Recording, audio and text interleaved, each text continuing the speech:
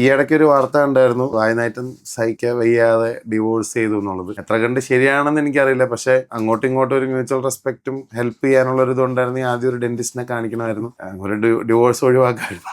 അല്ല, വളരെ മോശം ഡെന്റൽ ഹൈജീൻ അല്ലെങ്കിൽ പേഴ്സണൽ ഹൈജീൻ മെയിൻറ്റെയിൻ ചെയ്യുന്ന ആൾക്കാരാണെങ്കിൽ കൂടെ ജീവിക്കുന്നത് ബുദ്ധിമുട്ടായിരിക്കാം. പല ആൾക്കാരും കഷ്ടപ്പെട്ട് ജീവിക്കുന്നവരുണ്ടാവും. ഇത് കേൾക്കുന്നവർക്ക് ചിലപ്പം കമന്റുകൾ വന്നേക്കാം, ഞാൻ കഷ്ടപ്പെട്ടാണ് ജീവിക്കുന്നത്. കൂർക്കം വലി കൊണ്ട് ബുദ്ധിമുട്ടുള്ള ആളുകളുണ്ട്. അത് ഒരാൾക്ക് കിടന്നുറങ്ങാൻ പറ്റാത്ത കണ്ടീഷൻ ഉണ്ട് എന്നുണ്ടെങ്കിൽ എന്ത് ചെയ്യും? അപ്പോൾ ഇതിന് ഒന്നില്ലെങ്കിൽ രണ്ട് രീതികളാണ്. ഒന്ന്, സ്വന്തം കാര്യം നോക്കി പോവാം, അല്ലെങ്കിൽ അയാളെ ഹെൽപ്പ് ചെയ്യാൻ നോക്കാം.